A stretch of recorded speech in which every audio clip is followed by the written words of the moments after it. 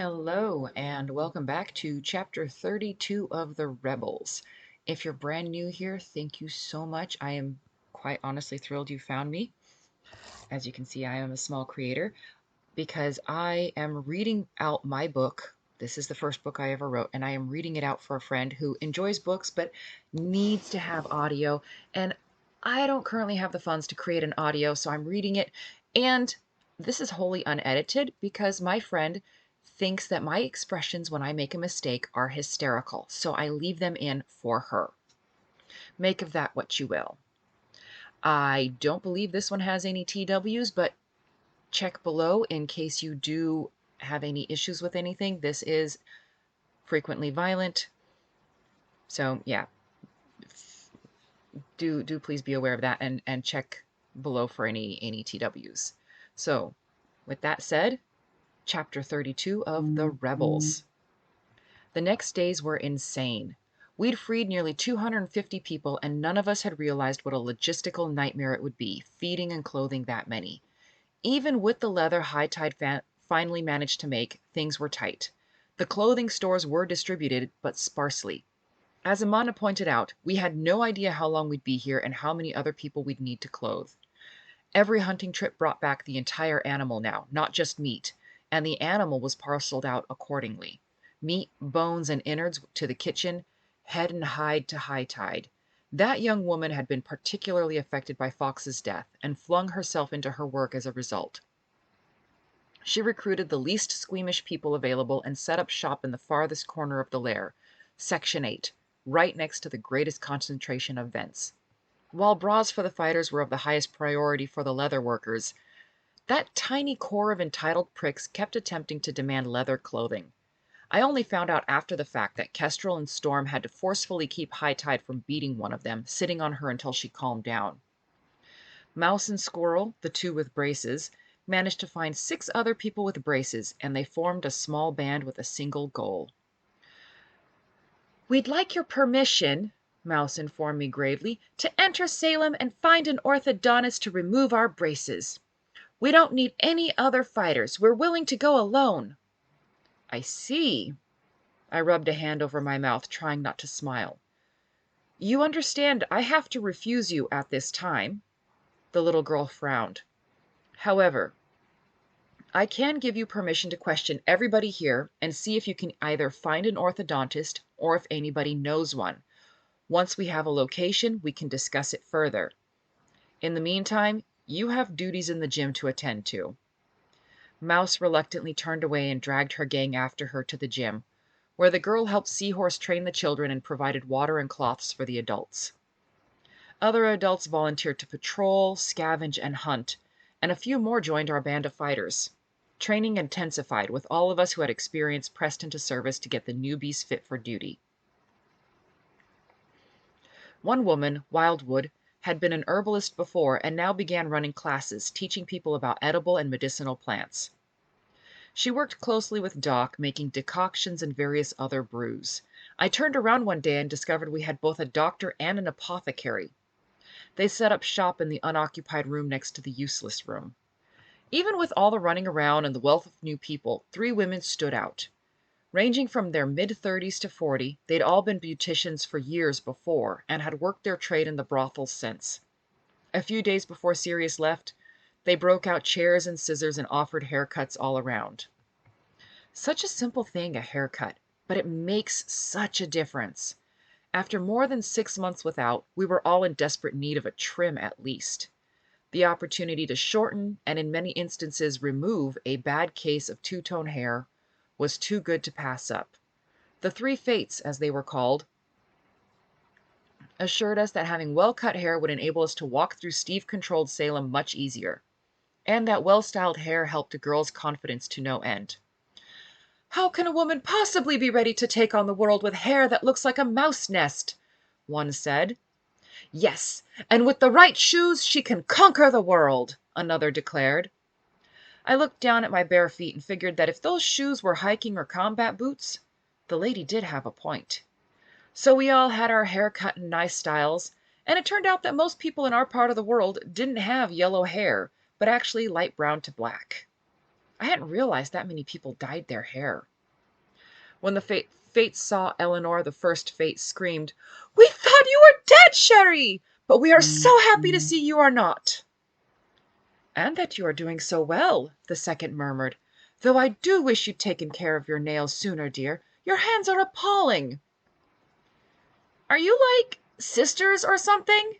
Anansi looked up from where he was getting his long curls trimmed by the third Fate. She smiled. "Bless you, no!" exclaimed the first Fate. "Do we look anything alike?" "No," the boy admitted.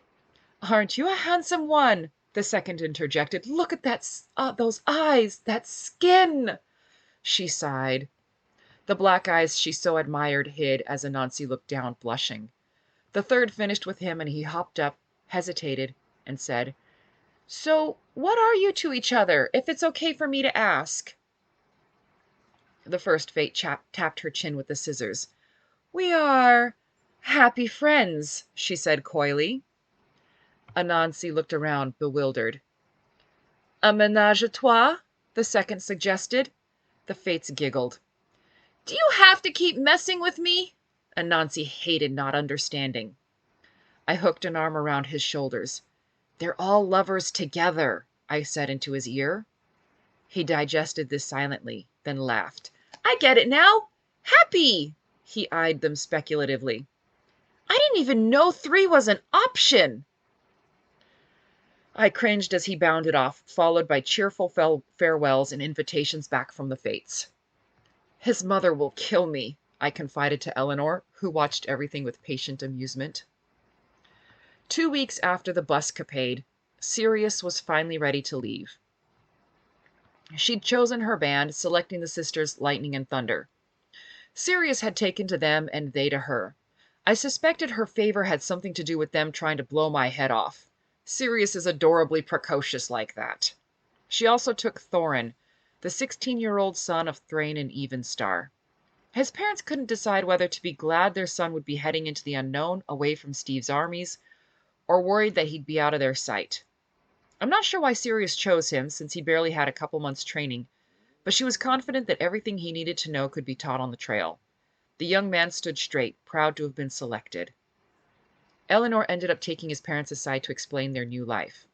I didn't stick around to listen to the entirety of her speech.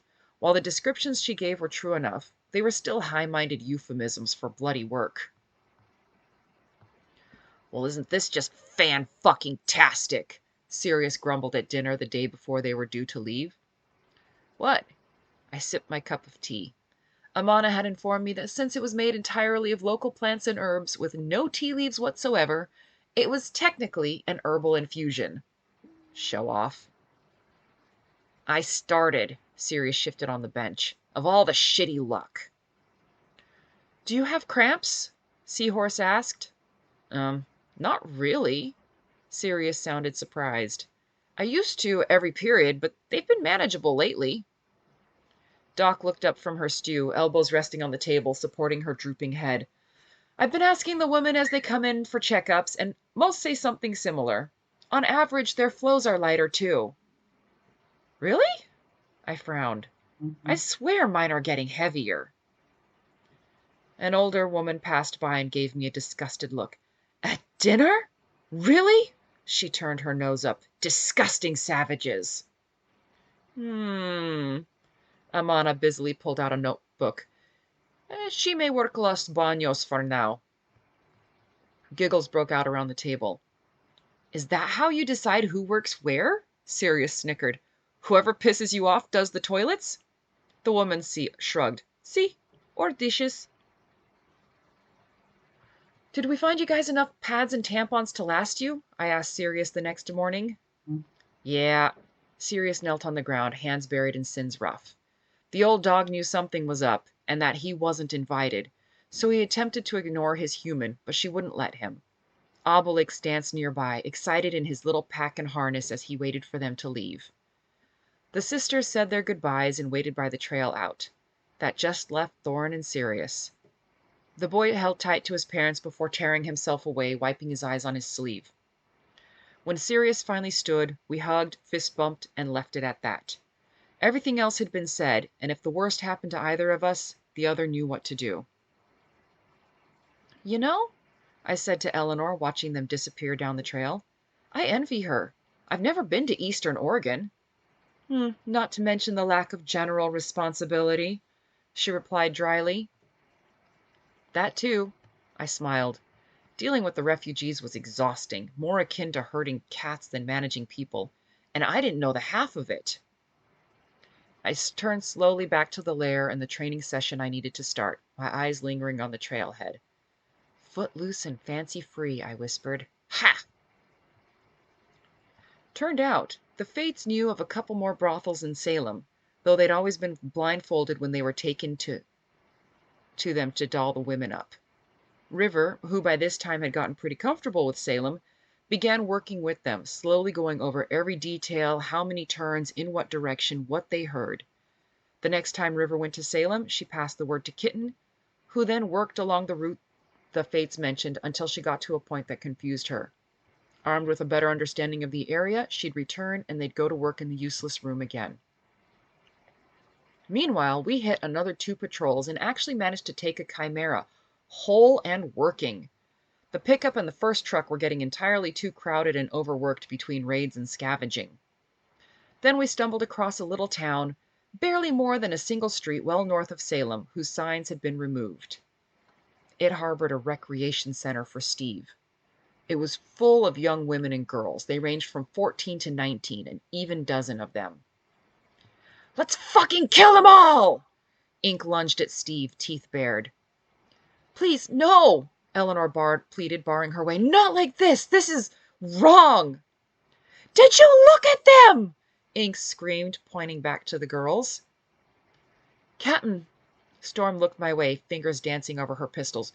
We can't just let them walk. We've ambushed men. How is this any different? Eleanor stared at her daughter, the corners of her mouth pulling down.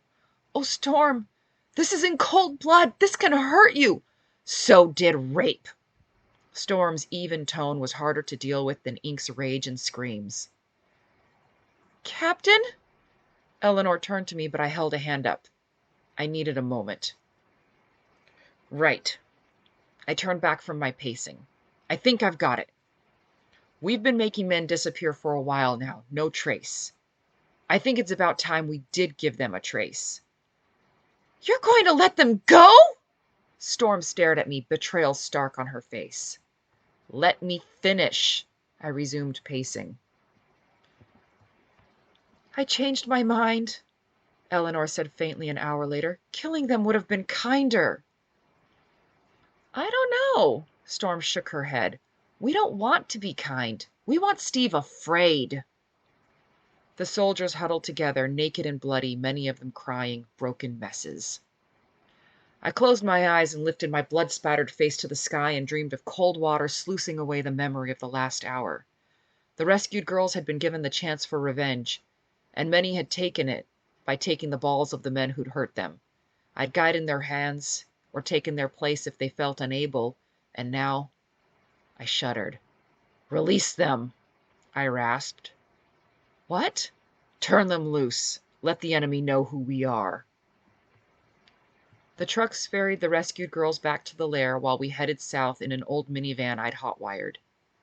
The crew only numbered 8. Eleanor, Phoenix, Storm, Ink, and me from the original group, and 2 women and a man from the bus escape who'd shown promise. Hawk, Oak, and Pork Pie. These 3 had learned the quickest of all those who'd volunteered right after their escape. Oak, a solidly built, stocky woman who reminded me of Sirius, was a human tank. Hawk, short, petite, in her late 30s, had previous experience camping and was one of the few people who didn't get lost 10 feet into the forest. Pork Pie, well, he loved his pies and claimed the only reason he'd join was to kick Steve out so he, Pork Pie, could have his preferred dinners back. Thrain and Evenstar rode with the trucks as guards, and our goodbyes were quick. Fist bumps and, strangely, clasping forearms had quickly become the standard greetings and goodbyes, leaving us milling together, touching everyone we parted from, just in case someone didn't make it back. It was a crowded van that set off, and we made some stops along the way. We ran across a work crew and started a firefight with the guards, taking at least 2 of them down before we split. The next day, we spotted a Chimera truck sitting on the side of the road while the patrol was off somewhere. So we stole that and left the van in its place. When it ran out of gas, we ditched it and headed across country. Along the way, we surprised another patrol, got into a fight, lured them into an ambush, then circled around and stole their truck. It seems with the advent of spring, Steve was setting foot outside Salem's gates more, which meant we didn't have to look as far to cause a bit of trouble. It also rained for several hours a day, every day. Damn beautiful Oregon. The second day out, I developed a hole in my boot that let water pour in just by walking over broken concrete. So I broke out the moccasins again.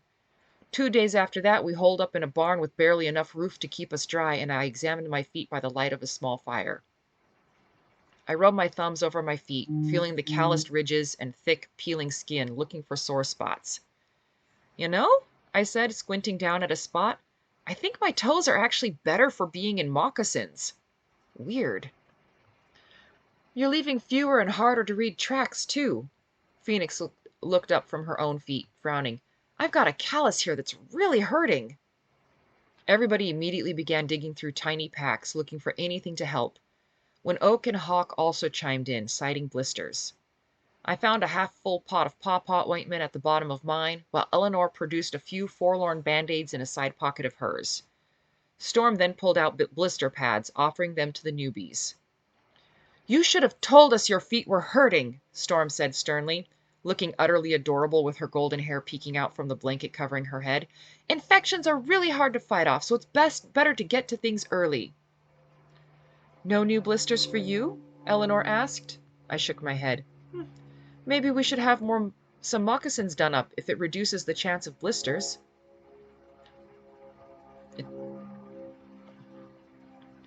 It's not painful having no thick soles to protect your feet?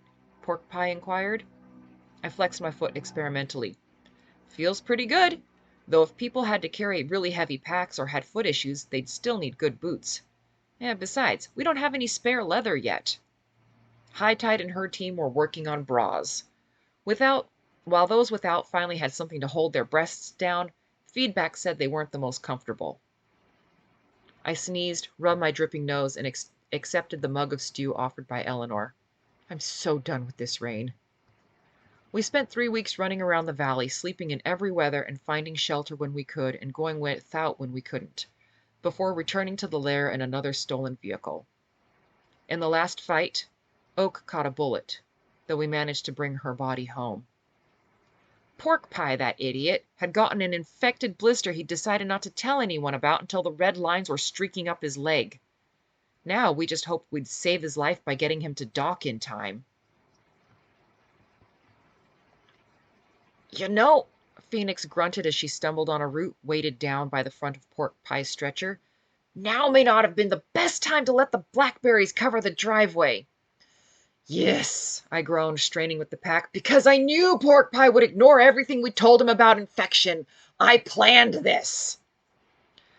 Hawk and Storm carried Oak, and we were preceded by Ink, who ran to tell Doc to gear up. Soon enough, civilians led by Doc and Lavender arrived, and more hands helped us get the sick man inside. Can you save him? I asked Doc back in the infirmary. Maybe. She surveyed his leg, cutting his pants leg even higher, trying to find where the red lines ended. Why didn't you bring him in sooner? I had no idea it was a problem, and it didn't occur to me to tell him to get naked. I grunted, rolling Pork Pie onto his side in her direction. Idiot never said he was having problems with a blister. He just limped for an hour and then collapsed. Squirrel, who'd taken up the post as Doc's assistant, directed 2 people with a pot of boiling water, set some rolled cloths out, and organized a tray of instruments I decided not to examine too closely. Doc looked up. I need a... Here. Dry Ice thrust a wood saw under her nose. It's not cleaned yet, but it's the best I could find this fast. Squirrel! Doc gestured, and the girl leaped forward, taking the saw and getting busy. What else do you need? Amana asked from the doorway. Pork Pie moaned on the gurney, nearly insensible. I need... Doc consulted a notebook. Thrain, Edmund, and Evelyn. They're all type O positive. Here. She handed the notebook to Amana. Make sure everybody else on this page eats and is hydrated in case I need them. I'm an O, I reminded Doc. She shook her head, staring at the leg, mentally preparing herself. You've been through enough, and you may be more worn down than you think. I can't risk him getting sick or anemic. Rest. You've done enough. Now it's our turn. I stepped back as she lifted a scalpel from the tray. Squirrel positioned herself opposite and nodded to Dry Eyes. If you could prepare the patient? Dry Eyes stepped forward and delivered a solid, precise punch to Pork Pie's jaw, and the injured man slumped immediately. Dry Eyes stayed close, keeping 2 fingers on the man's jugular to monitor his pulse. He's out, Dry Eyes reported, and I hastily left before Doc made her first cut. I made my way slowly to the common room and the ever-warm pot of stew that Amana had taken to leaving on. With people constantly coming and going, it was impossible to keep strict eating times, so the pot lived on a corner of the gas stove, perpetually hot. Dereva, I greeted the young woman who'd just sat down with her own bowl, ignoring the pool game happening in the corner. How's it going? Just got back from a scavenging run, she yawned. Played a little game of hide and seek, but we won. Got some more antifreeze and oil, too. Nice. How's my baby running? Wait, should you even be that active yet? I sat down next to her, then paused. Something was off. I looked down at my bowl, at a wall, at her, down at the bench. Are you taller? Or am I getting shorter? The small crowd around the pool table cheered. Bits of paper exchanged hands. It looked like Feisty was taking a newcomer to the cleaners. She looked down. I grew a bit. I remember my mom saying she kept growing until she was 17, so I think I have a couple more years. High Tide pointed it out. Truck's fine, by the way, though I'm worried about the pressure damage on the hoses, so we've been keeping an eye out for more. Good. I continued shoveling stew into my mouth. How is High Tide, by the way? I never saw her much, and since she's gotten those books, I see her even less. I know her and Fox were friends, and I wondered how she's handling it. A small group of men and women who worked patrol sat down at the next table over, setting up cleaning supplies for their weapons, and gave us a casual greeting. We returned it before Dereva gave me a sideways look. Honestly, when it comes to people, you are so dense. Hey! Her and Fox were dating, Dereva said bluntly. I thumped my head onto the table. So she's working through the stages. Kestrel's been giving her exercises to do, but it's still really rough for her. I think she's stuck on bargaining right now. Or depression. It's hard to tell. I'm such an idiot, I moaned into the table. I can figure out where Steve's going, but I can't see what's right under my nose. That poor kid losing her girlfriend after everything else. Captain, I've been looking for you. Anansi raced into the common room, hair flying wildly. You gotta see what we did. You can come too, Dare. Thanks, Dereva said dryly. I smiled. Trust the boy to come when I needed cheering. Anansi didn't take us far, leading us into the back of the kitchen where he'd taken over a small pantry. Inside, a confusing tangle of glass and copper that looked like it belonged in a chemistry lab dominated the tiny space. What? Here! Anansi handed me a glass of water. Try this! Confused but trusting, I took a gulp and choked, coughing. My eyes watered. Is that alcohol? I finally managed to wheeze. Yep, he said proudly. The potatoes were starting to go off, so Eleanor asked me to make something with them. This is what you came up with? What is it? I asked hoarsely, backing slowly out of the room. Vodka! His sister leaned against the wall, laughing so hard she cried at the expression on my face. Wonderful! First a temporary tattoo, now alcohol distillation. I wondered if it was me or him that led us to these situations. Was I failing as a pseudo-parent figure? I should lock you in a room and throw away the key, I informed him, my throat rasping painfully. He laughed. You can use it on open wounds to stop infections, stuff like that. I'm actually taking some to Doc right now. I wiped my watering eyes. What, like if Pork Pie survives having that put on him, he's indestructible? Ah, I see your protege has shown you his latest creation, Eleanor said dryly from behind, handing me a cup of water when I turned. I took it with a grateful nod. It'll make a mean Molotov cocktail. I sipped the water slowly, soothing the burn from what had to be 100 proof vodka. Keep that door locked. Last thing we need is some idiot trying to get drunk off that stuff. They'd probably die. We're having enough funerals. Phoenix walked into the kitchen, took one look at my face, and collapsed against the doorframe, laughing hysterically. Nancy showed you the vodka, didn't he? You knew about this? She nodded, unable to breathe, tears streaming down her face. And you didn't warn me? She shook her head. Asshole. Walking across the meadow after a quick dunking in the creek in my underwear, I was contemplating the vagaries of life while toweling myself dry when a burly man flagged me down. Captain, he called. You have a minute? I'm sorry, I'm really bad at male voices. I shrugged. Sure. What can I do you for? I've been thinking, talked to my kids, and I have a proposition for you. I guessed him for his mid-40s, with a confident stance that said he'd seen trouble before. Go for it. I gestured for him to join me on my way back to the lair. I'd like to help train the new recruits. He didn't beat around the bush. I spent years as a sergeant major training special forces. I'd offer to hit the field with you, he added, shooting me a quick glance, but my kids have already lost their mother. I'd rather they didn't lose their father, too. It'll free up the soldier you already have in there. I know she'd like to spend more time in the field. You talked to Seahorse? Just casually. After she mentioned she'd like to see more action, I came up with this. He grinned a little. Position comes with a name, too. Sarge. I thought about it. A little. Oops. We'll need to assess you, see if you can handle what we've got. He tensed, then forced himself to relax. I wish I could give you references, but I'm more than happy to get onto the mats with you, prove I'm competent to train. Oh, I'm confident you can train the recruits you were given. I waved that away.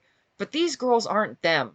I've seen some movies, talked to some people, and I believe your usual training methods involve a lot of yelling, minor cruelties, all in the name of toughening them up, yes? He nodded.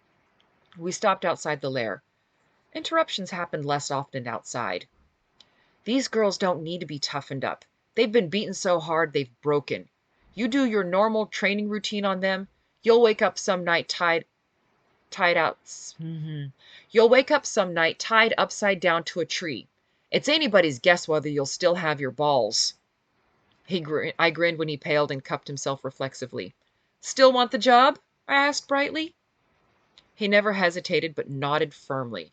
I do want to contribute, and I feel this is the best way I can do that. Plus, my kids can help, collecting towels, keeping fresh water coming, cleaning after training sessions, all that. Fine. You're on probation until we're absolutely sure the girls are okay with you. I stuck my hand out and his huge palm engulfed mine. Besides, they'll get experience tangling with a guy 3 times their size. It'll be good for them. As we turned back to the door, little things scattered all over the ground finally registered. That's sheep poop, I said intelligently. How do you know that? Ex-farm girl. Phoenix! I bellowed. I know you're out here somewhere! Yo! Phoenix tumbled agilely down from a tree, landing lightly on her feet with her rifle ready to fire. What do you know about sheep shit? They come from sheep? I waited. One of the raids found a dozen of them a couple weeks ago, she admitted. Where are they hiding the smelly things? I looked around, half expecting one to appear in a tree. Pretty well if you have to ask that, she smirked, turning back to her tree and her practice. I'm totally going to work on that with the recruits, Sarge said. Uh-huh. That night we had mutton in our stew, so now I knew where one of them was. All right, thank you so much for joining me for this. If you enjoyed it, do please like, comment, tell me what you liked, share it with your friends. I don't want to be as reliable on as I currently am on certain other uh, platforms like TikTok for meeting new people and all of that. So if you can help me meet a few new people, that would be absolutely amazing. Of course, this is all part of a playlist, and let them know they should go all the way to the prologue. Prologue, not chapter 1, the prologue. In the meantime, thank you so much for being here. I appreciate it so much, and I will see you next week with chapter 33.